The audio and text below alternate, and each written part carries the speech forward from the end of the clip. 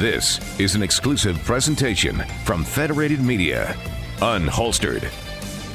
Hopefully you're all having a good weekend. Welcome back here to Unholstered. My name is Kayla Blixley, and I am just one of your hosts. Good morning, everyone. My name is Sophia Rosales-Catina. I am the captain with Fort Wayne Police Department. I am your other host for our show, Unholstered. This show is all about Sophia and I sharing and telling stories that don't often get told when it comes to law enforcement. She obviously represents the law enforcement side of things. I represent the local media side of things.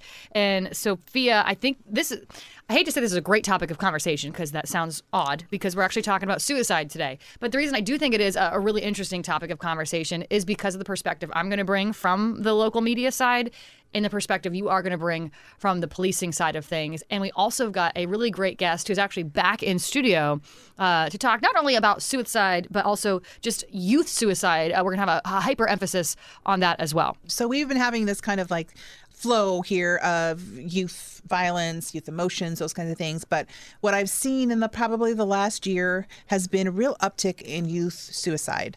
And the persons involved in this seem to be getting younger and younger. We've had 10-year-olds, 12-year-olds, 14-year-olds, way too young to be having this happen. So we need to really take a strong look at this as not only a police department and community, but what can we do? And that's why we brought in this guest. She's a repeat guest. She's phenomenal and such an expert in this area. And I will let her introduce herself.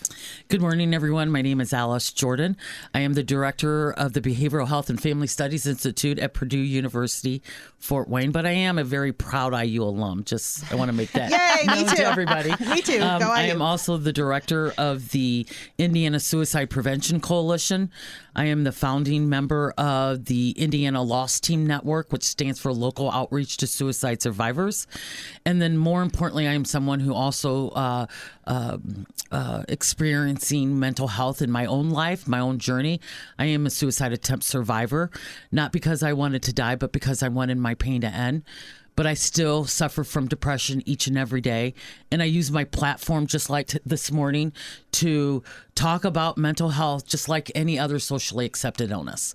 When I get up every morning, I meditate, I pray, and I ask God to give me the energy, the momentum to make mental health like any other socially accepted illness, just like we did with cancer and AIDS years ago. And because of Betty Ford and Ryan White, because they championed it, people with AIDS and cancer are living longer lives. They're living healthier lives. We as citizens are wearing red ribbons, pink ribbons, supporting those causes, giving an amount of money for research for those illnesses. And people are living healthy lives, as I mentioned. And why was that? It's because people championed it. I'm Allen County's champion. I champion mental health. I talk about it all the time. People see me coming. They know what I'm going to talk about. But the thing is, we have run to. From you, Alice, yeah, right? we do. Sometimes we do. And the thing is, we have to talk about it because there's so many people suffering in silence. And that is attributing to the number of suicides. And I realize that we're talking about youth, but we as adults, I don't know what's going on in your ladies' worlds, but I can tell you what's going on in my world. It's a struggle. And there's a lot of people that are struggling. And families, parents, single parents, their kids are listening to adult conversations. Like one suicide recently of a young person, he took his life because mom and dad were getting separated. And all he heard was his name. Well, he only heard bits and pieces of that conversation. And what mom and dad were deciding is who was going to have him on what weekend, who was going to have him on holidays. But he interpreted that he was the cause of their divorce. So therefore, he felt that if he was taken out of the equation, his beloved mom and dad would not divorce. So that is one of the concerns. Also, we have kids who are listening to parents saying that they don't have enough money to put food on the table. Yeah. Well, if I wasn't around, I wouldn't have to worry about putting food at the table for me. So a lot of kids are being privy to a lot of adult issues. And also, our adults are not leading by example in regards to dealing with their mental health. I think adults in general are not emotionally healthy themselves, so whether it's trauma. And I think we've seen a real uptick in just concerns about mental health since COVID. So that was one good thing. We've talked about it before that came out of COVID. And I think as adults, if we cannot find the proper tools to deal with our emotional health, how do we expect our kids to do the Right. same? They model Right. what we do. I always Right. say they model what we do, not what we say. Right, exactly. And what do they model? Unhealthy coping skills. Yeah, drugs, Yes, alcohol, domestic violence, sex, yes. all of it. Yes. And it's something that I think is very concerning. And I see things manifesting in my own profession in the policing world, right? So a lot of these unchecked emotional turbulences come out as anger, which is the road rage we see, and then people cutting people off and other people pulling out guns and shooting each other over Right. someone cutting them off, or someone Right. taking a parking spot, or Right. just small little things that would just be like, oh, you jerk, and just move on. Right. Now they're turning into shootings and beatings. And Sophia, just this morning, to your point, heard about a story that at a local elementary school, not local around here, but in Michigan, they were hiding eggs for an Easter egg hunt before the students got there, and there was an argument over where this one particular egg was going to go. I don't know if you heard the story, Alice. You're nodding your head like you heard it.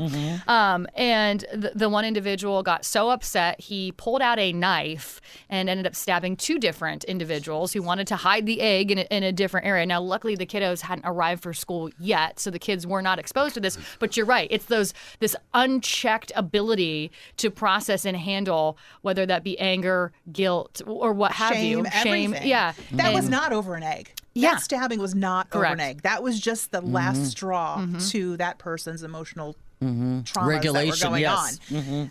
And not to say he doesn't deserve to be punished for that, because as an adult, you're responsible for handling your own stuff.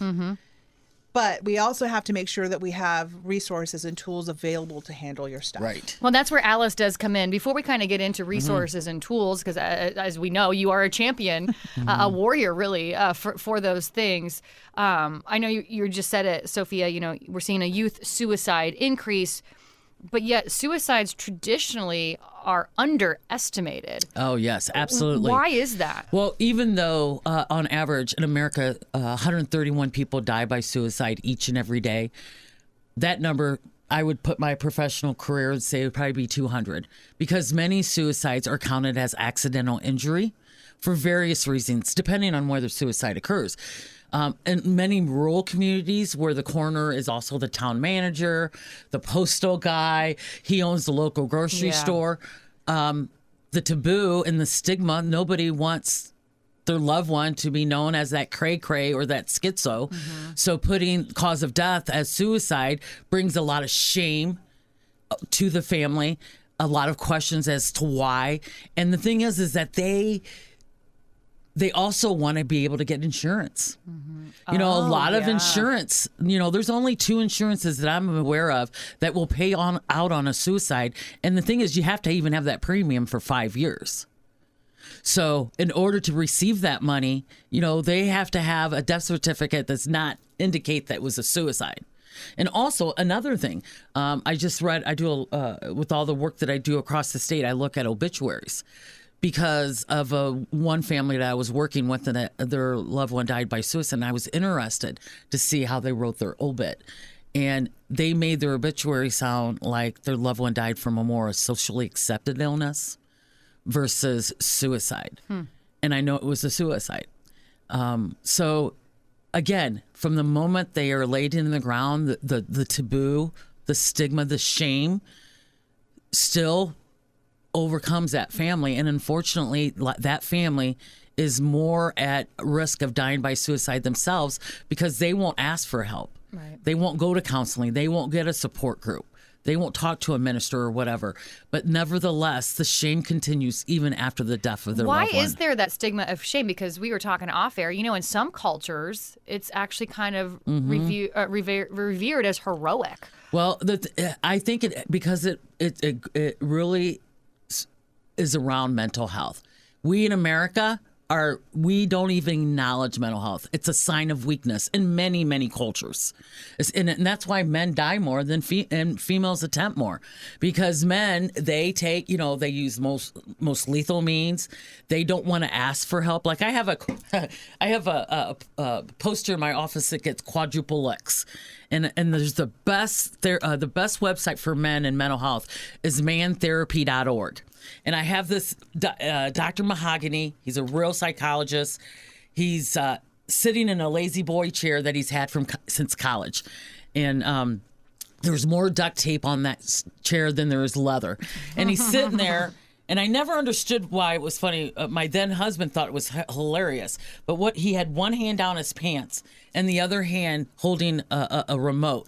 And the poster says, men need to pay attention to their mental health as they do their penis. And it's true. Yeah. We need to, for men to ask for help for their mental health takes a lot of courage. And also it makes them vulnerable.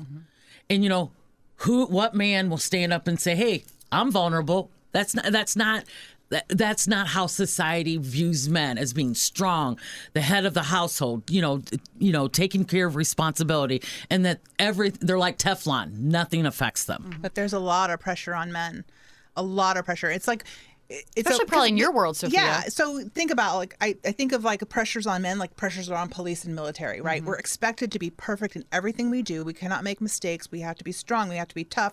But we also have to be the lion, but we also have to be the lamb when we need to be the lamb. Mm-hmm. And you cannot do those conflicting emotions over and over and over without something breaking on one side or the other. Right. It's an impossible something task. To balance them. That something needs to balance them. Yeah. And people need purpose and they need permission.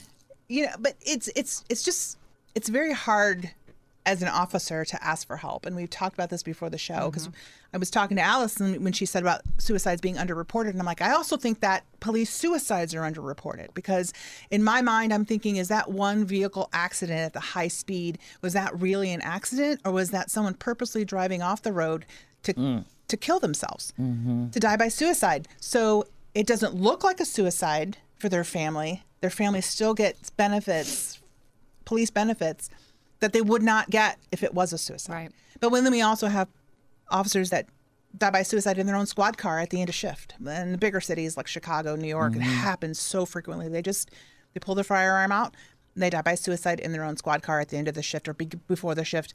They do it at the station. So, man, it runs the gamut in policing. In military, same way. FW22 here is a local organization that does a lot of good for veterans and suicide and helping them get the resources that they need to prevent this stuff from happening. This sounds crazy, but it does almost make sense when you're talking about men, particularly being in that vulnerable space and admitting, hey, I have some depression going on or what have you. In the military world, makes sense. Policing, it almost kind of is common sense. But what about kids? I mean, you're talking, Sophia, you started out by talking about 10-year-olds committing suicide.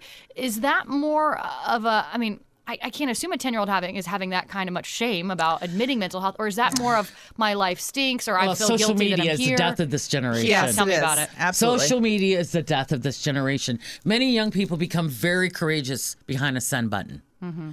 And the impact that they're having is astronomical. And it's impacting them in their daily, how they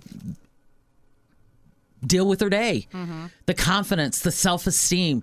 And we need to do something about it. I'm serious. We need to really do something about it. Yeah, I work obviously in local media, and most media organizations, I'm not going to say all, but most, even a lot of even your national mainstream media news organizations don't report or share about stories that deal with suicide. And really the normal rule of thumb for that when you first come into the business, it's like one of the first rules that you learn is you don't report about it or talk about it because it can tend to inspire. The publicity of said suicide can inspire but you know others what, Kayla, to do it. It could be a positive thing too.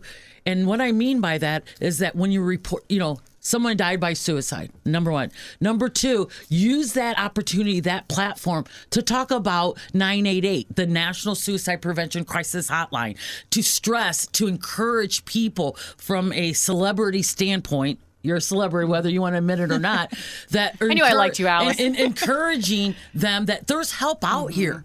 In our community here in Fort Wayne, yeah, the system is broken, but we're dealing with it and we're making the best of what we have. We have Park Center, we have Maple Heights, we have crisis support teams. We have people that are here to support you, but the thing is, you have to be willing to accept and receive the help. And I want to say also that is a myth. That back in they arm you with a lot of facts about that. Yeah. I'm going to dispel that right now. As a hostage negotiator for 16 years, and we were always told to never say, do you want to hurt yourself? Do you want to kill yourself? Because people are like, no, I'm not going to hurt myself. I'm going to die today. That's not hurting myself. I'm dying. There's a difference in the semantics of the word. Yes. So I do not think you plant any ideas. We're always taught as negotiators, you're not planting an idea if you ask questions. They have those ideas. You think our kids aren't saying this? But when we're dancing around instead of directly addressing it, that's where they're getting. But here, that's kind of the why I bring it up, because I think about the show 13 Reasons Why. Sophia and I know you and I have talked about. Truly, it glamorized this act of suicide. You look at some of these highfalutin celebrities that have committed suicide, and it truly, in the few organizations that do report about it, it is very glamorized. It really is. It makes it look almost sexy. And that's what I'm saying about young kids. Right. Are some of them, and you mentioned social media, being influenced by some of the glamour that is surrounding. And I go back to that 13 Reasons Why. I thought that show was deplorable, but I could see, Alice, where you might have been a fan, thinking, oh, hey, it brings awareness to it. No, but, actually, let me tell you, the National Organization for Suicide Prevention in our country is called the American Association of Suicidology. And 4 of the producers came to our national conference. This was right before COVID. And first of all, I had to give them kudos for coming before us, because they knew that we were going to just, if we had tomatoes, we'd have thrown it at them. And the only reason why they came in front of us, why do you think them, Facebook, Instagram, are now feeling that they have a part in prevention? Because they're being sued. Yep. That's why. There are 5 active lawsuits against 13 Reasons Why. But if you see the second season, the thing is, now in the middle of it, they'll put up the 988 number. If you're struggling, there's help out there. Well, when they came in front of the firing squad, no pun intended, they knew that they were going to receive a whole bunch of things like what they should have, could have done.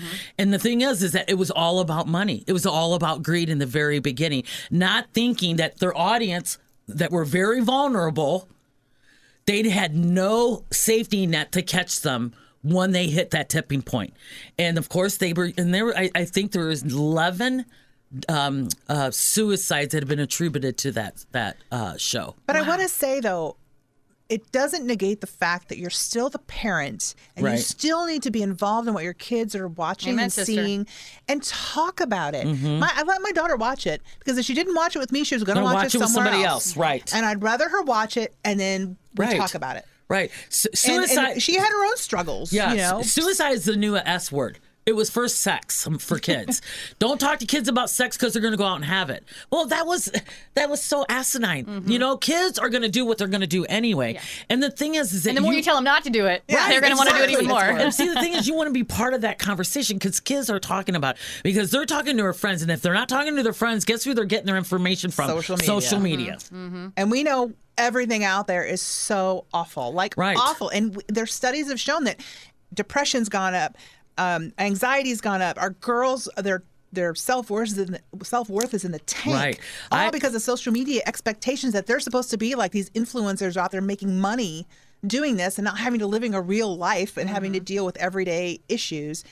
It's overwhelming to me, and don't even get me started on TikTok. I can't even stand it. Yeah. So it's just, I don't know. My reels that come in through Facebook are all about working out, because that's your my algorithm. Yeah. That's what I get. But I could see, if you start watching some of these influencers, how these algorithms then just funnel stuff to you on the same. You're inundated with all this stuff. And how are kids supposed to manage this? The National Alliance on Mental Illness just released some mental health facts on children and teens, and this is staggering. 1 in 5 children ages 13 to 18 have or will have a serious mental health issue. And 20% of youth ages 13 to 18 live currently with a mental health condition. 11% of youth have a mood disorder. 10% of youth have a behavioral conduct disorder. And 8% of youth have an diagnosed anxiety disorder. And then 50% of lifetime cases of mental illness begin at age 14. Wow. So if we don't meet people where they're at, you think we have a mental health crisis now? I can only imagine when it's going to be downstream. And currently suicide is the 3rd leading cause for 22 numbers. When the 23 numbers come out, it's going to become the 2nd leading cause. A lot of people think COVID's over with, and it's not. How many of us heard we're all in this together during COVID? I'm finding out now that no, we were not, because some of us were That's in the yachts. biggest crock that I. Yeah, some of us were in yachts, some of us were in motorized boats, and some of us were in canoes with no oars, and they continue to be in those canoes with no oars, unable to navigate what their life has thrown at them, and not having the support or know how to access the support to get them in a better place. Well, let's talk about that, because that's really what you are all about, is that support, access to awareness. What is your role in that? And for folks maybe listening right now who are like, yeah, I know somebody, or hey, that is me, how do they get support? How do they get access? Well, first and foremost is that we here in Allen County, we have a really active coalition called Stop Suicide of Northeast Indiana. Colleen Carpenter leads that particular coalition. They do a lot of free trainings. Oh, wow. QPR, suicide prevention training, is an evidence-based training. I call it what CPR is to the physical body, QPR is to the mental body. And what it does, it teaches individuals how to ask the right questions in a very frank way. Let's not talk about, well, is this how you're feeling? Let's not dance around it. Yeah. Directly Are you approach thinking it. about hurting yourself? Are you thinking about killing yourself? Even to an 8-year-old. Because you know what? They have those thoughts already. Also train them to persuade them to get help and where to refer them to get help. Also, another free training that Stop Suicide provides is the Columbia Scale. It's a series of like 10 questions, what to ask someone, and depending on their response, really indicates to you whether you should not leave that person alone, give them resources, or take them to a mental health professional yourself. It's like a 1-2 punch of what you need to do. Nope, you don't have to have any initials behind your name or anything. It could be for a layman's perspective on what questions to ask someone when you're concerned about their safety. And I'll also add, if you have someone in your life, friend, family member, whatever, coworker, that is making threats of suicide or is despondent or showing signs, sending you texts that are kind of covert about like maybe they are saying this, maybe they're not, just err on the side of caution. Give the police a call. We'll come out. We'll do an assessment. Our police are trained on how to do these assessments. We can take them in for a 24-hour hold.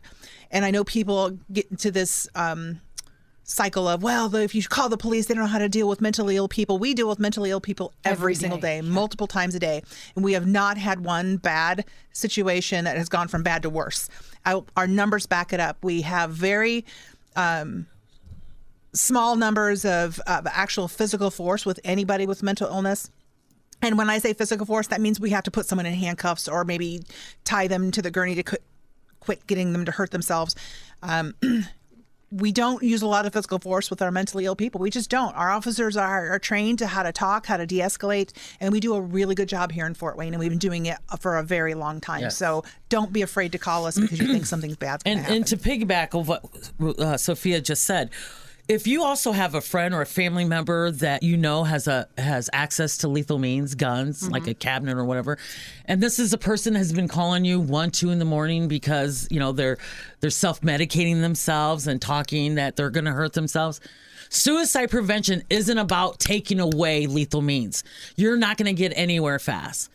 What you want to say to your loved one or your friend and say, hey, you've been calling me these last few nights and I really need to get some sleep, and I'm so tired, and I think I'm probably going to sleep through the rest of the night and turn my ringer off, and I don't know who else who are you going to call, just so that I can sleep peacefully. Can I hold your guns for a few days until you get into a better place?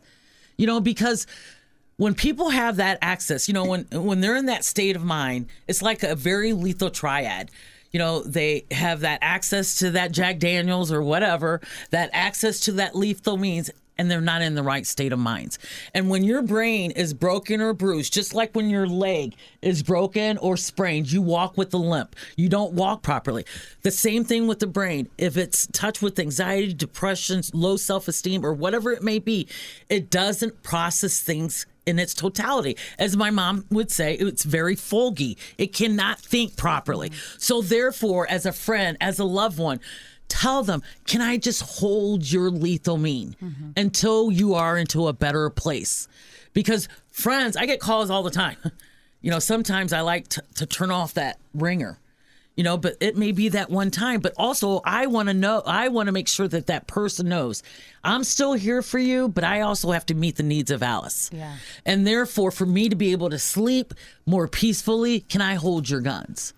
Really quick, just because we're up against the clock like usual, what are some good phone numbers or websites that people should have at their fingertips in the event of knowing somebody or being somebody who's just maybe not in a great place? First and foremost, 988 is the National Crisis Hotline.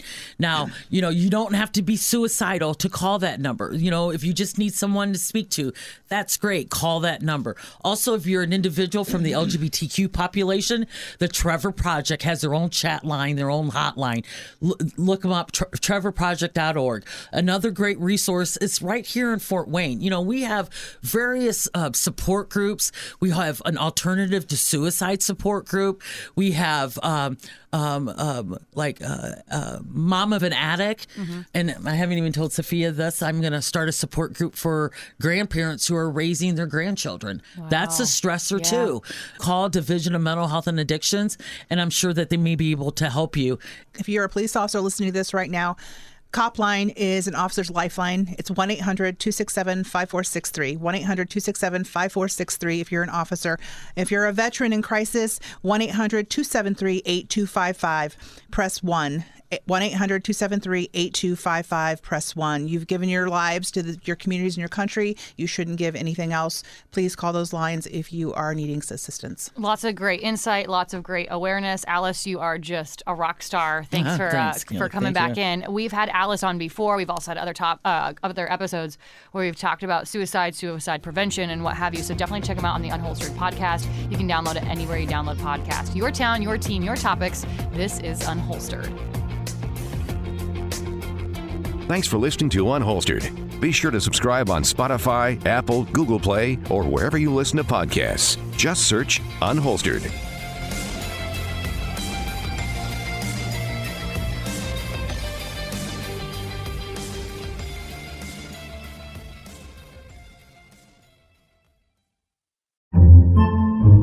Podcasts by Federated Media.